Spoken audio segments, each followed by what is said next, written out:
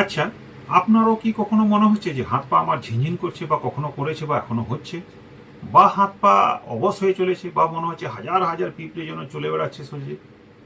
যদি এগুলো মনে হচ্ছে, বা যদি এমনও মনে হয় যে হঠাৎ করে মনে হচ্ছে যেন আমার অবশ লাগছে, জ্বালা পোড়া করছে, মনে হচ্ছে যেন কোথাও পিন ফুটছে সব জায়গাতে, এই অনুভূতিগুলি যদি হচ্ছে, তাহলে আপনার সাবধান হওয়া উচিত। এবং একটা গুরুত্বপূর্ণ এখানে প্রশ্ন রাখবো, সেটা হচ্ছে যে সত্যি কি এটা আপনার নার্ভের সমস্যার জন্য হচ্ছে, নাকি ভিটামিন বি 12 অভাবের জন্য হচ্ছে?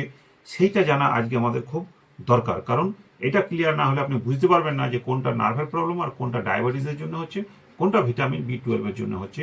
ভিডিওটা সম্পূর্ণ দেখবেন, কারণ ভিডিও শেষে অনেক গুরুত্বপূর্ণ অনেক কিছু বলেছি যেটা আপনার জন্য অনেক কাজে লাগবে।